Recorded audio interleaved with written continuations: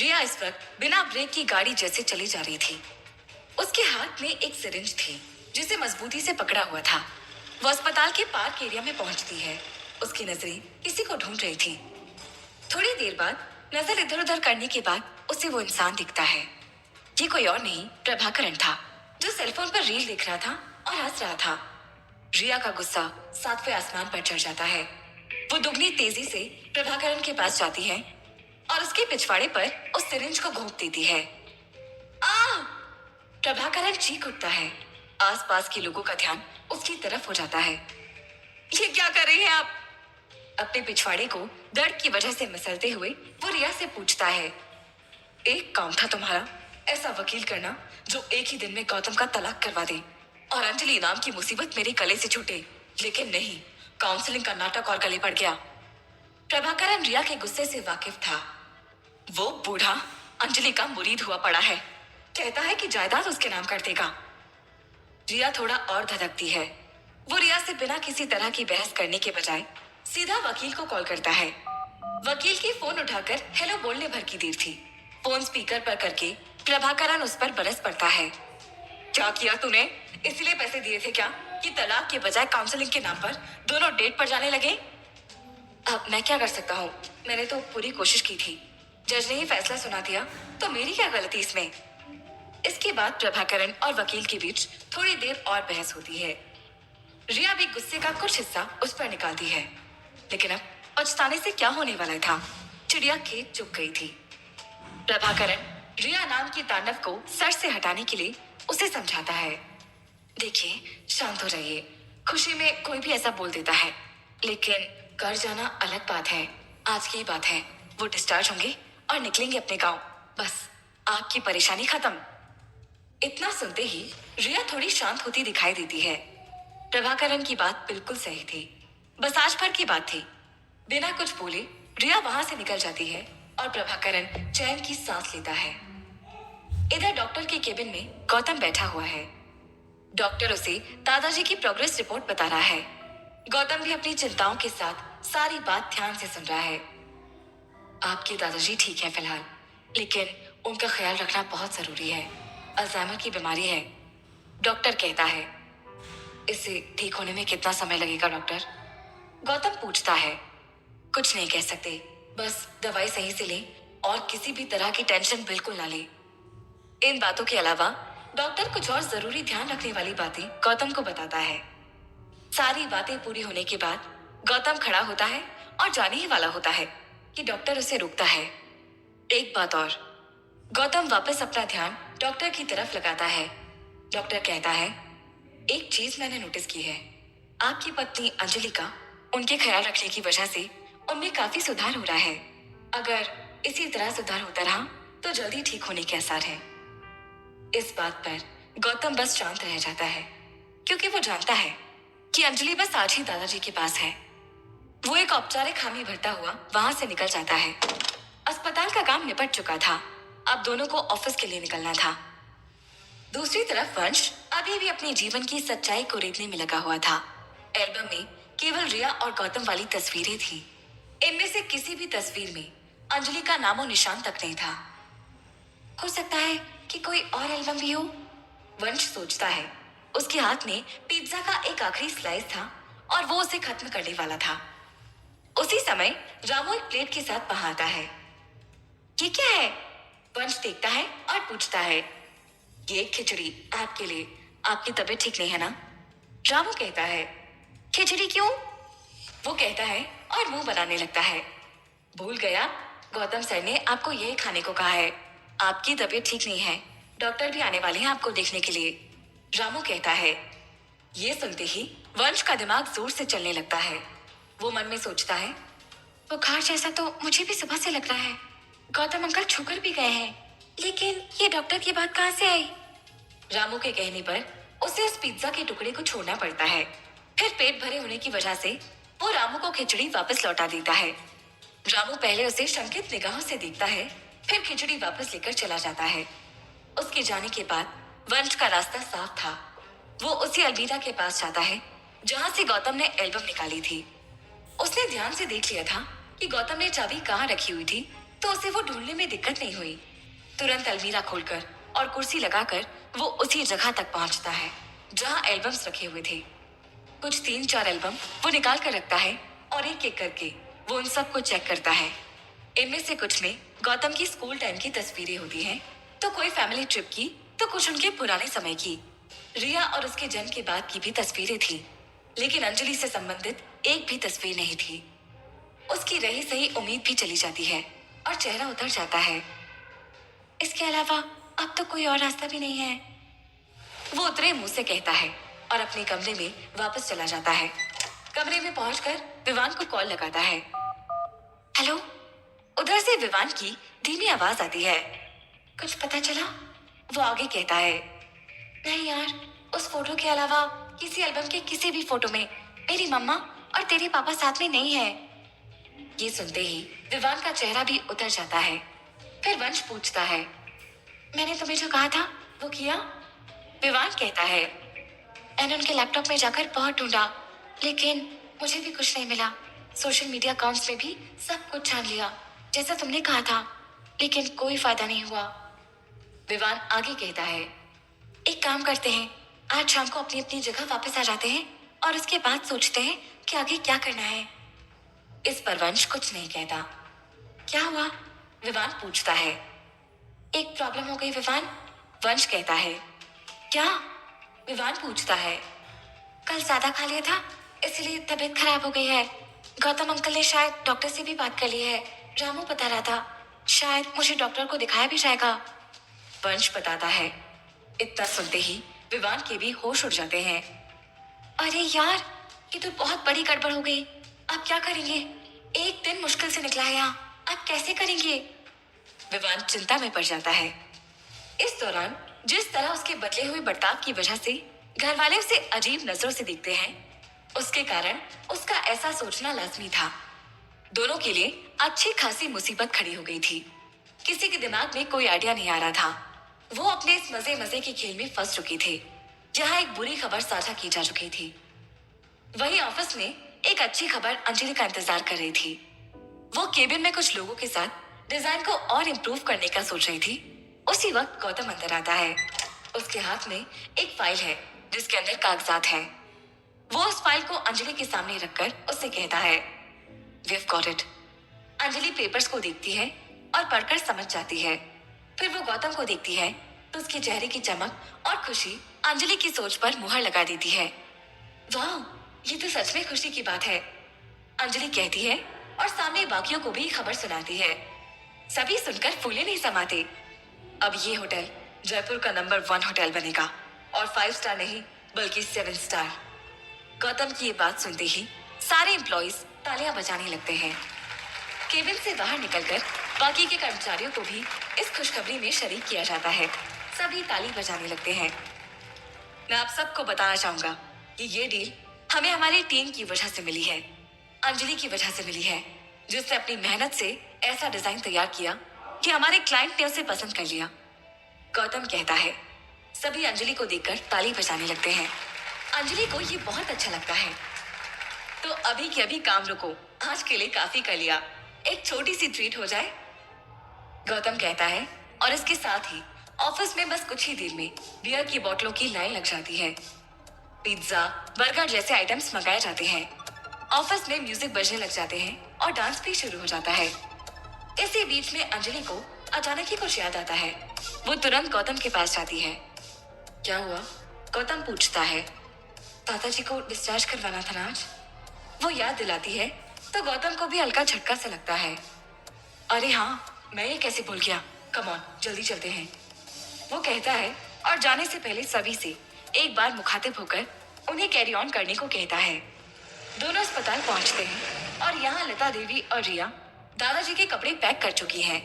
रिया उनकी सेवा करने का कोई मौका नहीं छोड़ रही और डिस्चार्ज होने की बात ने उसके शरीर में एक अलग ही ऊर्जा भर दी है, क्योंकि अंजलि की बहू होने का नाटक खत्म होने वाला दिन था। जाने की तैयारी हो चुकी थी। जाकर डॉक्टर से मिला और सारे बिल क्लियर कर दे, लता देवी गौतम से कहती है। गौतम जाता है और इधर दादाजी के पास अंजलि रह जाती है। दादाजी अंजलि से बातें करने लग जाते हैं, जिससे रिया के अंदर का जोश अब धीरे धीरे कम होने लगता है। इधर डॉक्टर गौतम को जरूरी बातें बता देते हैं कि उनके दिल और दिमाग में ज्यादा प्रेशर आना ठीक नहीं है। उन्हें जो याद है उतना ही रहने दिया जाए। किसी भारी हादसे या घटना का जिक्र ना किया जाए जो उनको याद नहीं है, और ज्यादा से ज्यादा खुश रखा जाए। गौतम इन बातों को अच्छे से सुनकर सिर हिलाता है। अस्पताल डिस्चार्ज होने की दूसरी औपचारिकताओं को पूरा करके गौतम दादाजी के वार्ड में वापस आता है। इस दौरान उसके दिमाग में कुछ पल को ये भी आता है कि अंजलि का साथ भी अब जल्द ही जाने वाला है। दादाजी के बहाने वो नाटक में ही सही, लेकिन उसकी पत्नी तो बन गई थी। लेकिन अब क्या ही किया जा सकता है। गौतम वार्ड में पहुंचकर देखता है कि अंजलि के सर पर हाथ फेरते हुए दादाजी बातें कर रहे हैं और खुश हैं। वो भावुक सा होता है कि उनकी इस मुस्कुराहट में अंजलि का कितना बड़ा हाथ है। गौतम दादाजी के पास जाकर उनसे कहता है, चलिए दादाजी, अब इस जगह के बिस्तर से अपने घर के बिस्तर में, और वहां से गांव की सुकून भरी जगह में, और इस बार ट्रेन से नहीं फ्लाइट से जाएंगे आप। इतना सुनते ही दादाजी उससे कहते हैं, ये कैसी बातें कर रहा है? किसने कहा कि मैं वापस जा रहा हूँ? ये सुनते ही सभी के चेहरे के भाव बदल जाते हैं। किसी को समझ नहीं आता। सभी दादाजी का मुंह ताकने लगते हैं। मतलब मैं समझा नहीं दादू। गौतम भी बहुत चक्के से पूछता है, अरे अभी तुम दोनों के साथ समय बिताना है, गांव में बहुत रह लिया। रिया की जबान इसी बीच फिसल जाती है। मतलब आप? उसके अधूरे टूटे वाक्य को दादाजी पूरा करते हुए कहते हैं, मैं कहीं नहीं जा रहा हूँ, कुछ समय यही इसी शहर में रुकूंगा मैं। इन शब्दों के पूरा होते ही सभी के दिमाग में एक साथ तूफान आ जाता है। रिया स्तब्ध रह जाती है। उसकी आंखें सदमे से फैल जाती हैं। अंजलि और गौतम भी दंग हो जाते हैं। अंजलि और गौतम एक दूसरे को देखते रह जाते हैं। दोनों की आंखें एक दूसरे से सवाल पूछती हैं, लेकिन जवाब किसी के पास नहीं होता। तुम घबराओ नहीं अंजलि, बस कुछ ही दिन की बात और है। दादाजी जैसे ही ठीक होंगे तो वो गांव चले जाएंगे। तुम बस थोड़े दिन के लिए घर पर भी। गौतम की बात पूरी होने से पहले ही अंजलि पलटकर घूरते हुए बोलती है, कुछ दिन के लिए नहीं गौतम, अब एक दिन के लिए भी नहीं। देखो गौतम, मुझे भी दादाजी की फिक्र है। एक दो दिन के लिए मेरे लिए ठीक था, मगर मैं अब कंटिन्यू ये सब नहीं कर सकती, and I am really sorry for that. Anjali की ये बात सुनकर गौतम कुछ देर खामोश रहता है। फिर एक लंबी गहरी सांस लेकर बोलता है, नहीं अंजलि, इसमें तुम्हें सॉरी बोलने की कोई जरूरत नहीं है। गलती मेरी है, मैंने ही तुमसे ओवर एक्सपेक्ट कर लिया। अंजलि एक बार फिर पलटकर ऊंची आवाज में बोलती है, एक्सपेक्टेशन की तो तुम बात ही मत करो। तुमने कहा मैं आई ना, सब कुछ भूल कर। तुम्हारे लिए नहीं आई, पर दादाजी के लिए आई। मैं और लंबा नहीं रुक सकती। इस पर गौतम उदास नजरों से अंजलि की आंखों में देखते हुए बोलता है, मैं जानता हूँ तुम मेरे लिए नहीं आई थी, दादाजी के लिए आई थी, और मैं भी तुम्हें दादाजी के लिए ही रुकने को कह रहा हूँ। तुमने देखा ना वो तुम्हें कितना पसंद करते हैं। हर वक्त उनकी जुबान पर तुम्हारा ही नाम रहता है। घर जाकर अगर तुम्हारे बारे में पूछने लगे तो मैं क्या जवाब दूंगा? अंजलि को भी दादाजी की चिंता थी। वो उनके लिए रुकना भी चाहती थी, लेकिन वो वापस लौटकर उसी घर में नहीं जाना चाहती थी। यही फ्रस्ट्रेशन उसे पागल कर रहा था। वो गुस्से में गौतम पर चिल्लाते हुए बोलती है, देखो, मुझे इमोशनल ब्लैकमेल करने की कोशिश मत करो। जितना मैं कर सकती थी उतना मैंने किया। मेरी भी अपनी लाइफ है, मेरे टारगेट्स हैं। मेरा काम खत्म हो चुका है, बस अब मुझे यहाँ से निकलना है। अचानक गौतम बेचैन सा होकर बोलता है, ठीक है जाओ, लेकिन इतना बता दो, दादाजी अगर तुम्हारे बारे में पूछेंगे तो मैं उनसे क्या कहूंगा? इस पर पलटकर चलते हुए कहती है, वो तुम्हारा काम है, मेरा नहीं। जो चाहे बहाना दो, तुम्हारी मर्जी। इसके बाद अंजलि अपनी कार में बैठती है और वहां से चली जाती है। अगली सुबह अंजलि होटल में अपने डिजाइन को फाइनल टच दे रही थी। तभी गौतम उसे फोन करके बताता है कि आज फिर से उनकी काउंसलर के साथ मीटिंग है। अंजलि माथा पकड़कर अपने गुस्से को कंट्रोल करते हुए बोलती है, ठीक है, मैं टाइम से पहुंचाऊंगी। लगभग 2 घंटे बाद एक बार फिर अंजलि और गौतम अपने काउंसलर के सामने बैठे हुए थे। कमरे में फैले पिन ड्रॉप साइलेंस को तोड़ते हुए काउंसलर मुस्कुराकर कहता है, तो बात कुछ आगे बढ़ी? अंजलि और गौतम एक दूसरे की तरफ देखते हैं। गौतम कुछ बोलने ही वाला होता है कि उससे पहले ही अंजलि बोल पड़ती है, देखिए डॉक्टर साहब, हम पहले ही आपको सब कुछ खुलकर बता चुके हैं। हम लोग आपसी रजामंदी से तलाक लेना चाहते हैं। हमारे बीच सब कुछ ठीक है। इस पर डॉक्टर अपनी उंगलियों में पेन घुमाता हुआ कहता है, वेल मिस अंजलि, जिन लोगों के बीच सब कुछ ठीक होता है वो तलाक नहीं लेते। तभी डॉक्टर का अगला सवाल उन दोनों को ही चौंका देता है। If you both don't mind, क्या मैं जान सकता हूँ कि लास्ट बार आप दोनों ने एक दूसरे के साथ क्वालिटी टाइम कब बिताया था? ये सुनते ही दोनों को जैसे सांप सूंघ गया था। गौतम काफी नर्वस फील करने लगा था, जबकि अंजलि शर्म से पानी पानी हो गई थी। डॉक्टर ने अचानक ऐसी बात कह दी थी कि उन दोनों की जबान पर मानो ताले पड़ गए हों। अचानक डॉक्टर माहौल को नॉर्मल करने की कोशिश करते हुए हंस कर बोलता है, I am not talking about that kind of quality time, you know. मेरा मतलब है कि आपने लास्ट टाइम एक दूसरे को किस का किया था। किस का नाम सुनते ही गौतम अपने होठों पर 2 उंगलियां रखकर छत की तरफ देखने लगता है और अंजलि थोड़ा ऑकवर्ड फील करती है, लेकिन ना चाहते हुए भी उसे अपना और गौतम का पहला किस याद आ गया था। डॉक्टर अपना अगला सवाल रखता है, खैर छोड़िए मिस्टर गौतम, मिस अंजलि के साइको एनालिसिस के बाद मैं इस नतीजे पर पहुंचा हूँ। हालांकि अपनी शादीशुदा लाइफ में आप काफी उलझे हुए इंसान रहे हैं, लेकिन मिस अंजलि की बताई गई बातों से ये पता चलता है कि आपने कभी उन्हें फिजिकली हर्ट नहीं किया। And you also respect women, am I right miss Anjali? Anjali कहती है, जी जी। डॉक्टर आगे कहता है, और मिस अंजलि, अब तक आपके बारे में जितनी भी बातें मिस्टर गौतम ने की हैं, उनसे लगता है कि आपने उन्हें कभी धोखा नहीं दिया और वे दिल से आपकी रिस्पेक्ट करते हैं, बल्कि आपको बेहद प्यार करते हैं। शायद ये बात मुझसे बेहतर आपको भी पता हो। डॉक्टर की ये बात सुनकर अंजलि ना चाहते हुए भी गौतम की तरफ देखती है। तभी डॉक्टर चुटकी बजाकर दोनों का ध्यान अपनी तरफ खींचते हुए कहता है, मैं एक साइको एनालिस्ट हूँ। मुझे लगता है कि आप दोनों के बीच कम्युनिकेशन गैप के सिवा कोई बड़ा कारण नहीं है। एक दूसरे से अपने दिल की बात खुलकर कहिए, फिर सब आसान हो जाएगा। अचानक अंजलि खुद को संभालते हुए अपनी घड़ी में देखकर बोलती है, एंडिगोना, मेरी एक बहुत जरूरी मीटिंग है। इस पर डॉक्टर अंजलि की तरफ देखते हुए बोलता है, माफ कीजिएगा मिस अंजलि, मगर कुछ रिश्ते हर काम, हर जरूरी मीटिंग से भी ज्यादा जरूरी होते हैं। अभी आप जा सकते हैं। नेक्स्ट काउंसलिंग में रिश्ते पहले, मीटिंग्स बाद में। दोनों वहां से निकल जाते हैं। गौतम जैसे ही घर पहुंचता है तो नौकर रामू उसे बताता है कि विवान ने रात से कुछ नहीं खाया है। इस पर गौतम चिंता में पड़कर उसके कमरे में जाता है तो देखता है कि वो बिस्तर पर शांत लेटा हुआ है। गौतम उसके चेहरे से उसकी खराब हालत पढ़ लेता है। वो उसका माथा छूता है तो पाता है कि उसका माथा एकदम अंगार की तरह तप रहा है। गौतम टेंशन में आ जाता है और तुरंत उसे अस्पताल लेकर जाता है और डॉक्टर को दिखाता है। उसकी हालत बहुत गंभीर है। डॉक्टर सारा चेकअप करने के बाद बताता है कि बाहर का बहुत सारा उल्टा सीधा खाने के कारण उनके बच्चे को फूड पॉइजनिंग हो गया है और पॉइजन थोड़ा लिवर में भी उतर चुका है।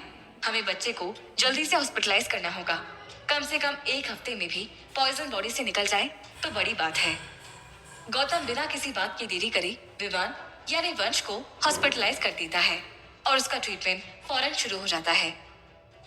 थोड़ी देर में गौतम को घर से फोन आता है कि दादाजी की हालत फिर बिगड़ गई है, तो गौतम नर्स को बोलकर हॉस्पिटल से निकलकर दौड़ा दौड़ा घर पहुंचता है। वो दादाजी के डॉक्टर को भी फोन करके घर बुला लेता है। घर पर पता लगता है कि दादाजी अपने कमरे में बैठे हुए बड़े आराम से टीवी देख रहे थे कि अचानक उनकी तबीयत बिगड़ गई है। वो जोर जोर से खांसी और उनके मुंह से खून निकलने लगा था। लगभग 5 मिनट बाद डॉक्टर वहां पहुंच गया था और उसने एक इंजेक्शन लगाकर दादाजी को गहरी नींद में सुला दिया था। घर वालों के कुछ पूछने से पहले ही डॉक्टर टेबल पर पड़ी दवा की तरफ देखकर बोलता है, दादाजी को दवाई कौन खिलाता है? रिया आगे बढ़ते हुए कहती है, जी मैं खिलाती हूँ, सुबह ही तो खिलाई थी। डॉक्टर कटाक्ष करते हुए कहता है, खिलाई थी तो सुबह वाली दवा टेबल पर कैसे पड़ी है? पानी का ग्लास भी पूरा भरा हुआ है। ये देखते ही गौतम आग बबूला होकर रिया पर चिल्लाता है, इस तरह से देखरेख कर रही हो तुम दादाजी की? रिया रोनी सूरत बनाते हुए कहती है, लेकिन मैंने तो दादाजी को दवाई दी थी। गौतम दांत खींचकर उसे घूरते हुए पूछता है, अगर दवा दी थी तो वो टेबल पर क्या कर रही है? ये सुनते ही रिया फूट फूट कर रोने लगती है। लता आगे बढ़कर उसे अपने गले से लगाती है और उसके सर पर हाथ फेरने लगती है।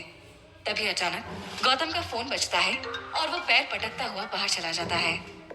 फोन अंजलि का था।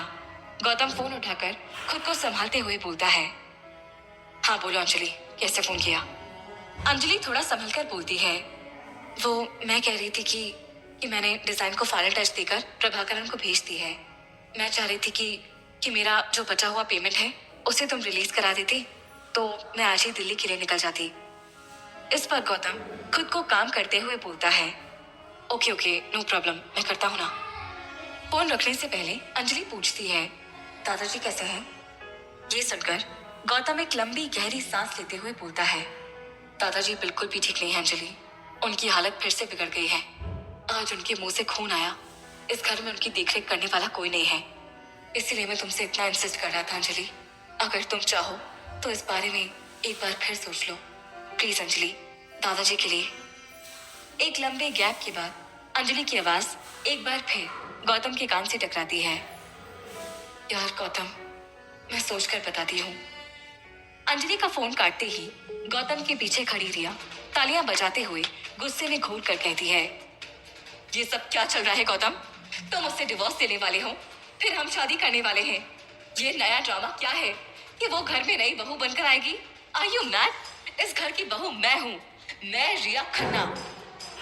गौतम को गुस्सा आ जाता है, लेकिन वो शांति से रिया को समझाता है, तुम्हें दादाजी की बिल्कुल भी नहीं पड़ी है। ये जो कुछ भी हो रहा है सब सिर्फ और सिर्फ उनकी सेहत जल्दी से ठीक हो जाए उसके लिए हो रहा है। अभी वो जो भी बोलेंगे या उन्हें ठीक करने के लिए जो करना पड़ेगा वो हम सबको फॉलो करना होगा। सिर्फ कुछ महीनों की बात है। और हमारी शादी का क्या? रिया फिर से सवाल करती है। गौतम कहता है, जब दादाजी पूरी तरह ठीक हो जाएंगे हम शादी भी करेंगे। बस फिलहाल सिर्फ दादाजी को जल्दी से अच्छा करना है, ओके? इतना कहकर वो बाहर चला जाता है। उधर होटल के रूम में अंजलि पूरे दिन इसी बारे में सोचती रहती है। अपने मन की परेशानी वो स्वास्तिका से खुलकर बताती है। स्वास्तिका उसके कंधे पर हाथ रखते हुए कहती है, मुझे लगता है ये फैसला तुम्हें खुद लेना चाहिए। गौतम दादाजी की जो न्यू रिपोर्ट्स आई हैं वो देख रहा है। दादाजी ने आज सुबह से अंजलि के बारे में कम से कम 20 बार पूछ लिया है, लेकिन गौतम उन्हें अभी तक कोई जवाब नहीं दे पाया। आखिर अंजलि कहाँ गई है, वो कब आएगी? लेकिन थोड़ी देर बाद दादाजी जब रात में सो जाते हैं तब अंजलि का फोन गौतम के पास आता है। वो डायरेक्ट कहती है, मैं दादाजी के लिए खन्ना परिवार की बहू बनकर फिर से उस घर में आने को तैयार हूँ। इतना कहकर अंजलि फोन कट कर देती है।